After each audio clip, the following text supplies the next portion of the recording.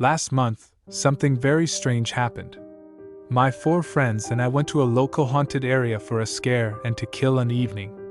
It was about 9 p.m., so it was as dark as it was going to get for the night. We were arriving at the spot when it started to get extremely foggy to the point where you could hardly see in front of you, definitely the scene for a scary evening.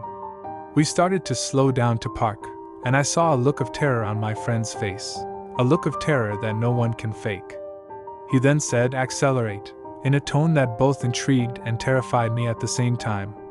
Without really thinking, I just sped up about 10 miles per hour faster than I had been going, just assuming that the spot we were in scared him a bit. As we went farther up the road, the restlessness that he felt only proceeded to get worse. At this point, I just wanted to get out of where we were, as his fear was beginning to rub off on me. As I continued to pick up speed, I saw what had scared him so bad. I had only seen it for a split second before I heard the crunches and felt the car go over a bump that no one would want to acknowledge, but was impossible to ignore. I panicked in a way that I never had before, and stopped the car with such force that we all jerked forward into what was in front of us. Ignoring the pain with adrenaline and shock, we got out to inspect what my fear and carelessness had done, and after seeing what was there, I wish I had kept driving. The man was lying in a pool of blood, his chest flattened from one line of wheels, and his feet flattened from the other line. It was a sight that I knew would stick in my mind as well as my friends for as long as we shall all live. After the disgust and horror we all witnessed, I convinced everyone to get back into the car. Once we all got into the car, the weather had completely cleared as if a tension in the area had been relieved. I had no choice but to take all of my friends home with the scars that I knew would haunt them for the rest of their lives. On the way home, no one spoke of the gore that we had just witnessed, and I had no problem with that. I felt like there had been a presence following us, but I just brushed it off as shock and went on with my driving.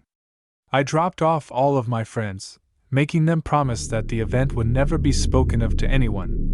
I then made my way to my house to cleanse my car of the horror that it had endured. I hosed my tires and bumper off, then went into the house to take a shower. I still had the feeling of a presence, which had begun to give me a very unsettling feeling in the pit of my stomach, but I knew that it was just guilt. Guilt is the mind's form of karmic retribution. No one can completely get away with something. I went to bed once I got out of the shower, hoping that I could sleep this terrible night from existence. It took about 2 hours for me to finally fall asleep, but that would be the worst mistake of my life. I woke up about 3 hours later to the worst sight of my life. At the foot of my bed, I saw the face of my accident. Sitting no more than 2 feet away from me was the personification of fear. His body was mangled. His chest was flattened along with the lower half of his legs. He sensed my being awake through my fear, and turned to look at me. He had no eyes, but the sockets showed all of the pain and anger that he felt. This was coupled, however, with a sick sense of amusement that he got from the control that he had over my sanity. He lunged for me, getting within mere inches from my face. Even though he had no eyes, I still felt as though he could see right into my very light of existence. He then whispered in a tone of pure terror, "Forever," and crawled out of my room. I ran out of my house into my car and drove. I drove for 6 hours straight, well into the daytime. I don't know what that creature was, but I do know that he will be forever with me as a constant reminder of how fear and panic can ruin one's life.